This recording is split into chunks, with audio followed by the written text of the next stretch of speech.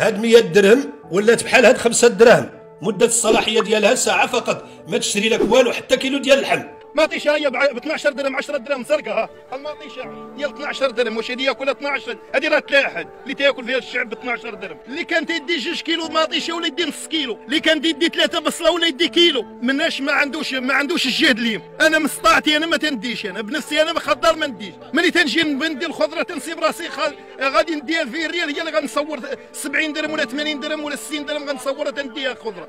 ما عندي والو، اللهم ما نديش كاع. خلينا ناكل على الخبز واتي، كل شيء غالي، اللحم غالي، الدجاج هو 20 درهم، بيبي ها هو بيبي اللي ما كانش تاكلو بنادم 35 درهم، والهبره 60 درهم، بغيه باش ما يعيش الدرويش. ما كاينش شي حاجه اللي رخيصه ابدا، اللي يقول لك شي حاجه رخيصه ها هو يدور ويشوف. بقاو علينا دير النيه، وفاش درنا النيه لقينا ماطيشه وصلت ل 10 دراهم واللي قستيها كتحرقك. درنا النيه في الرياضه وهما يزيدوا علينا قلال النيه في المواد الغذائيه. انا بغيت نفهم حاجه واحده، هادو اللي كينعسوا ويصبحوا زايدين في الاسعار شمن عذر عندهم؟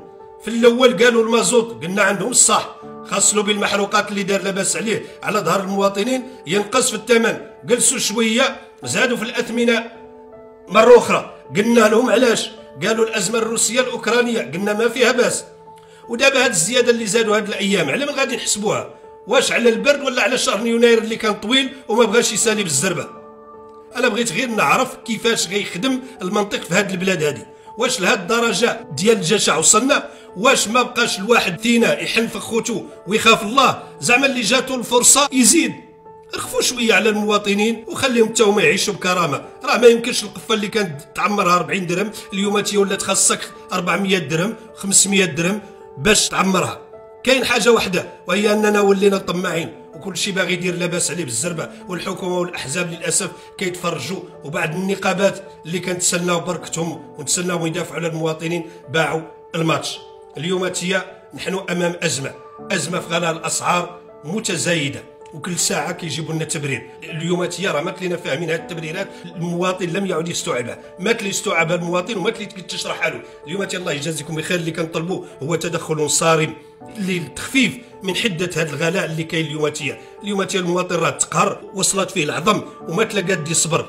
راه الانسان الاثمنه في المواد الغذائيه وفي الخضر وفي الفواكه وفي السمك وفي غيرها من المواد الغذائيه كتزيد، والمواطن الاجره ديالو كاع ما كتزيد، وايضا كاين الناس كاع اللي ما عندهم اجره وما خدامينش. وحنا كنعرفوا البلاد ديالنا وكنعرفوا ازمه البطاله وازمه الشغل في مجموعه من المجالات. اليوم تي الله يجازيكم بخير، يجب ان نوضعوا واحد التصور، وخاص الحكومه تحمل مسؤوليتها، وخاص الاحزاب تحمل مسؤوليتها، وخاص النقابات تحمل مسؤوليتها، وخاص المؤسسات الدستوريه اللي يمكن تتدخل خاصها تدخل، لا مجلس المنافسه ولا غيرها من المجالس. اليوم تيقلا خاصو يقوم بالدور ديالو، والا رانا كندفعوا المواطن لواحد الازمه خطيره جدا اللي نحن مانا قادين عليها وعيينا منها والمواطن عيا منها. واليوم تي المواطن راه كنقولها وكنأكدها والله العظيم، كنقولها بكل صدق وبكل موضوعيه، كنقولها راه المواطن وصلت فيه العظم. حنا راه كنتكلموا بحرقه وكنقولها وكنعاودها، كنتكلموا بحرقه على هذه البلاد هذه، وكيبقى فينا هذا الشيء اللي طاري. اليوم تي نحن بغينا البلاد تغير،